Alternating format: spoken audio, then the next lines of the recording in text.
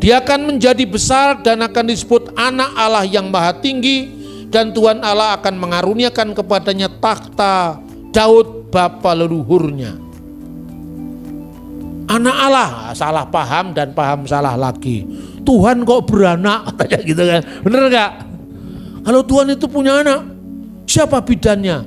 Orang kok ya primitif sekali. Apa ya kata anak itu perlu harus ada bidan? Anak itu kata kiasan. Maka kalau orang-orang jahat disebut anak-anak kegelapan. Kalau orang baik disebut anak-anak terang. Tapi jangan-jangan kalau ada orang kulitnya hitam, ini anak kegelapan, kan orang marah itu. Itu kan kata kiasan. Kata kiasan itu orang yang hidup dalam kegelapan, tidak diterangi oleh Tuhan gitu loh. Makanya orang tersesat lah. Kalau orang gelap kan bisa kemana-mana itu. Tapi kalau orang terang kan jelas. Ini bedanya ya. Ini roti apakah ini batu kan tahu. Tapi lo gelap itu kata kiasan. Nah saudara-saudara, sekarang ini tambah lagi PR kita. PR-nya apa? Kalau benar Kristen itu muncul di Yerusalem, kenapa orang Yahudi tidak percaya Yesus? Terus saya jawab, ini sejarah belum berakhir bro. Ini sejarah sedang berlangsung. Ini bukan the end of history. Alkitab mengajarkan akan tiba saatnya yang di bumi, di bawah bumi, di atas bumi, semua akan bertekuk lutut dan mengaku Yesus Kristus adalah Tuhan bagi kemuliaan Allah Bapa. Itu pasti terjadi. Tapi sekarang sejarah belum berakhir. Makanya Yesus menangisi Yerusalem. Kan itu kan Yerusalem dikatakan mengumpulkan anak-anak, tapi engkau tidak mau, tapi pada saatnya akan terjadi. Nah itulah tentang akhir zaman. Terus kemudian kenapa orang Yahudi belum percaya, atau di zaman Yesus tidak percaya? Yang percaya juga ada, tapi murid-muridnya. Maka berbahagialah orang yang percaya, kan disebut anak-anak Allah. Jadi anak-anak Allah ini yang percaya kepada anak tunggal Allah. Itu loh saudara-saudara.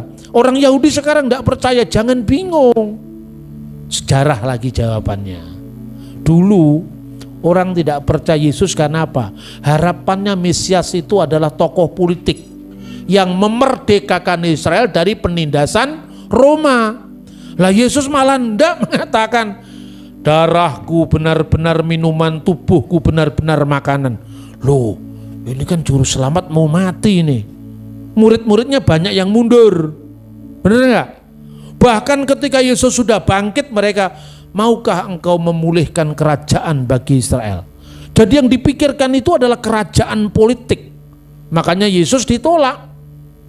Tapi Yesus menangisi Yerusalem. Sejarah harus berlangsung. Kamu lihat gedung yang megah ini, kata Yesus, ketika melihat bait suci yang luar biasa megahnya pada zaman itu, diarahkan mata murid-muridnya, akan tiba saatnya tidak satu pun batu dibiarkan terletak di atas batu yang lain, semua akan diratakan. Yesus mengatakan itu tahun 33 Masehi, di awal tahun, karena pada bulan Nisan dia disalibkan, ya kan? Itu terjadi 40 tahun setelah peristiwa itu kurang lebih, benar-benar terjadi. Waktu itu, ini ngomong sejarah lagi, orang Yahudi itu ada 3 sekte, 3 aliran. Yang pertama Saduki. Orang Saduki itu tidak pernah mikir Mesias karena mereka hidupnya sudah enak. Mereka menguasai bait Allah, aset ekonomi dikuasai. Yang kedua, masa rakyat yang banyak itu Parisi. Makanya masa rakyat yang banyak itu disebut Amharet. Orang-orang Parisi yang kedua itu. Yang ketiga orang-orang Eseni. Ini korban politik dari orang Saduki. Lalu mereka mengasingkan diri, mendirikan komunitas di sekitar Gua Qumran, Laut Mati. Ajaibnya Tuhan pakai mereka. Ditemukannya Alkitab Perjanjian Lama dari kira-kira tahun 100 sebelum Masehi. Jadi kita punya Alkitab yang usianya 2000 2150 tahun. Ayo, siapa yang mengatakan Alkitab palsu? Mungkin dibukti sejarahnya 2000 tahun aja ada kok. Ayo sekarang, ya toh? Itu orang Eseni. Ketika orang Parisi tidak puas dengan situasi mereka, mereka melahirkan kelompok baru yang sangat keras, namanya Zelot. Orang-orang Zelot ini yang memprakarsai pemberontakan terhadap Roma. Lalu mereka berontak, lalu muncullah perang Yahudi pertama. Mulai tahun 66 berakhir tahun 70 Masehi. Apa yang terjadi? Tanggal 9 bulan Ibrani Ab, tahun 823 setelah berdirinya kota Roma. Tahunnya itu jelas catatannya. Kira-kira pada saat mereka sembahyang Minkah, kira-kira menjelang maghrib, asar itu ya, itu api memasuki ruangan kudus, kemudian masuk ruangan kudus, bait Allah benar-benar hancur. Itu sore hari tanggal 5 Agustus tahun 70 Masehi. Persis dengan yang dinubuatkan Yesus. Tinggal tembok barat yang disebut dengan Kotel Ham-Ma'rifi, tembok barat. Orang Yahudi nangis-nangis di situ menyeratapi dosa-dosanya. Kenapa kehilangan bait Allah? Tetapi orang yang nonton dia, ini mereka meratap, makanya disebut tembok ratapan. Istilah tembok ratapan itu julukan oleh orang-orang bukan Yahudi yang nonton mereka meratap itu. Makanya orang Arab menyebut Haitun al-Mubaka, tembok ratapan. Tinggal itu, sudah habis harapannya.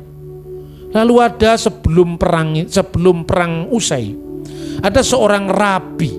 Rabi itu pemimpin agama Yahudi. Dia tahu ini gara-gara orang Zelot ini, kita sebentar lagi kehilangan bait Allah, kita kehilangan harapan masa depan kita. Lalu diam-diam dia mengutus utusan untuk berdamai dengan Roma. Lalu diterima sama Roma. Apa mau kamu? Saya nyerah. Karena saya tahu ini akhir sejarah bangsa kami. Kami tidak punya lagi bait Allah. Karena itu, izinkan kami untuk pindah dari Yerusalem. Tapi izinkan kami untuk merinda masa depan kami bersama agama kami. Lalu Rabi Yohanan bin Zakkai itu diberikan tempat bersama para pengikutnya yang tersisa di sebuah kota yang namanya Yapne. Yapne itu dikenal dengan Yamnia, dekat Tel Aviv modern. Tinggal di sana mereka meneruskan agama Yahudi. Tapi agama Yahudi yang muncul di abad kedua setelah bait suci hancur beda dengan Yahudi yang sebelumnya. Bedanya di mana? Tidak ada lagi Yom Kippur dengan korban binatang. Ya toh? Yang ada hanya doa-doa yang dipusatkan di rumah ibadat yang namanya sinagoge. Paskah masih ada, tapi korban domba Paskah tidak ada lagi. Hanya doa-doa yang dipanjatkan. Karena tidak ada bait suci, korban tidak sah untuk dilakukan di sana. Setiap Paskah tiba, mereka selalu mengenang Yerusalem. Tahun 130 berontak lagi orang Yahudi ini. Itu yang namanya perang Yahudi kedua. Kenapa saya ceritakan sejarah ini? Supaya Anda tahu sejarah kekristenan. Dan yang kekristenan yang kita hadapi ini kalau aliran Pentakosta dari tahun 2000-an, tahun 1900-an ketika terjadi penyuluran Roh Kudus di Azusa atau apa, Azusa Street. Tapi 19 abad yang lama enggak tahu sejarahnya. Akibatnya Yesus baru dilantik jadi Tuhan tahun 325. Da Vinci Code bingung. Karena kita ini terlalu aliran. Gitu loh saudara-saudara. Makanya kita ini kembali ke pokok, kembali ke sumber. Kalau itu gereja pasti bersatu. Amin. Makanya saudara-saudara, perang Yahudi kedua. Perang Yahudi kedua itu menang. Ini luar biasa. Kemenangan itulah selama hanya 4 tahun saja. Tahun 135 kembali Kaisar Hadrianus meluluh lantakkan Yerusalem. Nah, saat itu di mana posisi orang Kristen? murid Yesus sendiri ada pengikutnya Selot loh. Namanya Simon orang Selot. Artinya pada masa Yesus sendiri menghadapi murid-muridnya yang ingin juga angkat senjata untuk melawan. Petrus sendiri ngiris itu, telinganya hamba imam besar. Artinya murid-muridnya itu kalau orang Ambon bilang kepala angin juga itu. Artinya apa? Karena itu kebutuhan mereka untuk mereka merdeka. Yesus katakan kemerdekaan yang sejati itu adalah kemerdekaan roh, bukan sekedar kemerdekaan fisik. Kalau kemerdekaan fisik Indonesia juga bisa 17 Agustusan itu. Iya toh? Setiap negara punya yang namanya kemerdekaan fisik. Tapi kemerdekaan rohani itu selama-lamanya dan itu kekal. Ya. Maka kemudian yang kedua ini orang Kristen mundur. Tidak mau lagi ikut-ikutan dalam harapan bangsanya. Kenapa? Karena kemenangan itu dirayakan luar biasa dan seorang rabi yang cukup senior saat itu namanya Rabi Akiba menganggap bahwa Simon Bar Kokhba pemimpin pemberontakan yang menang itu diangkat jadi Mesias Israel. Makanya orang-orang Kristen mundur. Kalau untuk yang satu ini ya sudah, kita sayonara, selamat jalan. Kita berpisah. Orang Kristen meninggalkan Yerusalem, pergi ke salah satu kota yang namanya termasuk kota-kota Dekapolis, 10 kota Romawi, secara tepatnya di kota Pela di Yordania. Maka perhatikan sekarang, Kristen itu punya liturgi atau nyanyian-nyanyian Yunani, punya nyanyian-nyanyian Latin, Gloria in excelsis Deo, kalau Yunani Kyrie eleison, pula nyanyian-nyanyian Aramaik, Maranatha, Marana, Yesus Mesiha, tapi tidak ada bahasa Ibraninya. Padahal bahasa Ibrani di Yerusalem. Kenapa? Karena Kristen Ibrani ini meninggalkan kota Yerusalem. Karena tidak mau ikut-ikut mengangkat Simon Bar Kokhba pemimpin revolusi sebagai Mesias. Tidak. Pemimpinmu hanya satu, yaitu Mesias, Yesus Kristus. Ketika Hadrian kemudian mengalahkan Bar Kokhba, apa yang terjadi? Yerusalem kembali diratakan. Dan ketika itu, ini Yahudi ini supaya tidak berontak lagi, gimana ya caranya?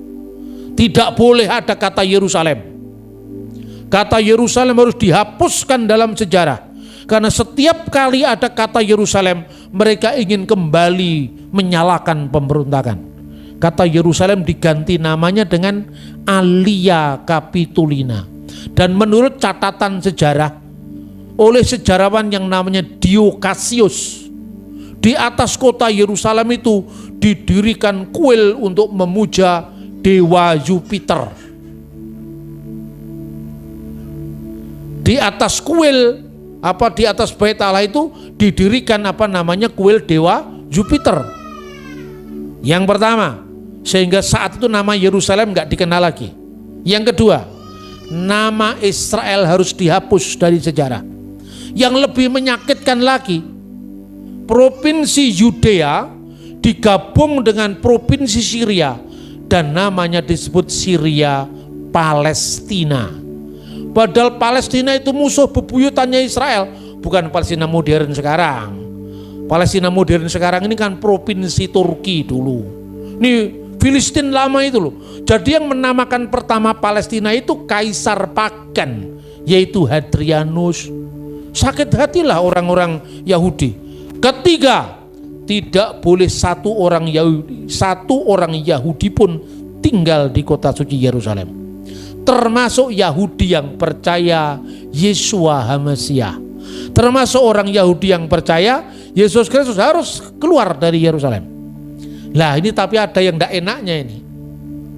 Orang-orang Kristen yang bukan Yahudi boleh tinggal di kota Yerusalem. Kenapa? Karena kalau orang Kristen dari Batak, dari Barat, dari Jawa, kan nggak ada ikatan emosional dengan Yerusalem. Tapi kalau orang Yahudi, entah itu Yahudi Rabinik, entah Parisi, yang Yahudi Rabinik kan sekarang jadi Parisi, entah itu Nasrani yang percaya Yesus kepada Yesus orang Nazaret, Yerusalem segala-galanya, karena nasionalisme, patriotisme. Kristen non-Yahudi boleh tinggal di Yerusalem. Yahudi semuanya nggak boleh tinggal di Yerusalem. Akibatnya terjadi perseteruan antara Yahudi dengan Kristen. Gitu loh saudara-saudara. Lalu orang Yahudi mengeluarkan kutukan terhadap orang Kristen. Inilah sejarah panjangnya begitu. Makanya sekarang tidak boleh kutuk mengutuk. Karena Kristen sekarang sudah mengampuni. Yahudi itu bagaimanapun juga akar sejarah kita. Makanya sebenci apapun, setidak suka apapun terhadap ras yang namanya Yahudi, orang Kristen tidak boleh mengutuk mereka. Kita harus mengasihi, apalagi lewat bangsa Yahudi ini kita berhutang keselamatan. Amin. Memberkati bukan mengutuk. Makanya Yesus mengatakan, apakah Yesus kehilangan iman yang lurus, iman yang benar karena penolakan orang Yahudi? Tidak. Yesus membedakan. Kalau soal teologi, soal iman, Yahudi benar. Orang Farisi, metode mengajarnya dipakai, nggak apa-apa. Mereka duduk di atas kursi Musa, artinya apa? Boleh mengajar. Kalau mereka mengajar, kamu dengarkan. Tapi kelakuannya jangan kamu contoh itu. Tapi orang Samaria, apa Yesus membenarkan? Enggak. Kamu menyembah Allah yang tidak kamu kenal. Kami menyembah Allah yang kami kenal. Karena keselamatan datang dari bangsa Yahudi. Karena Mesias itu lahir dari suku Yehuda, bukan suku Lewi. Bukan suku Yusuf yang melahirkan orang Samaria. Apalagi orang Samaria telah melakukan sinkretisme, mencampurkan Allah Israel dengan dewa-dewa asing. Nah, inilah sikap kita sebagai orang Kristen. Lalu bagaimana hal ayat 33? Dan dia akan menjadi raja atas kaum keturunan Yakub sampai selama-lamanya, dan kerajaannya tidak berkesudahan. Berarti bukan kerajaan dunia, karena kerajaannya tidak berkesudahan. Jadi saudara-saudara jangan minder dengan siapapun yang disebut dengan Yahudi. Karena apa saudara-saudara? Yahudi yang sekarang beda dengan Yahudi zaman Kristus. Jadi pada tahun 1947 yang tadi saya sampaikan, saudara-saudara, terjadi apa? Penemuan naskah Laut Mati. Dan dalam penemuan itu ternyata orang Yahudi yang lebih tua dari Yahudi sekarang, namanya Esseni, ditemukan di gua keempat. Ada 11 gua. Di gua keempat itu mereka punya tafsiran terhadap kitab Nabi Daniel. Dan apa yang dikatakan? Dalam naskah Qumran, kode naskahnya 4Q246, kolom kedua, baris pertama, disebutkan apa? Bereh diel yitamar ubar elyon yikrone. Mereka akan memanggilnya anak Allah. Dengan sebutan anak Allah yang maha tinggi, mereka akan menyebutnya. Persis dengan yang tertulis di dalam Injil Lukas 1:35. Roh Kudus akan turun atasmu dan kuasa Allah yang maha tinggi akan menaungi engkau, sebab anak yang kau lahirkan disebut kudus, anak Allah. Jadi orang Yahudi yang lebih tua daripada Yahudi modern, dokumennya ditemukan di Laut Mati. Mesias yang mereka tunggu-tunggu itu adalah anak Allah. Maksudnya apa? Firman yang menjadi manusia. Lalu diulang lagi pada ayat 36. Elisabet sanakmu itu sedang mengandung seorang anak laki-laki pada hari tuanya, dan inilah bulan ke-6, dan seterusnya. Sebab bagi Allah tidak ada yang mustahil. Aku ini hamba Tuhan, jadilah padaku menurut perkataanmu itu. Kita mencontoh imannya Bunda Maria. Nah, kiranya firman Allah ini dengan bukti sejarah, dengan bukti pendalaman iman atau teologi, kita sekarang paham bahwa iman Kristen itu bukan main-main. Kalau bahasanya anak sekarang, bukan kaleng-kaleng.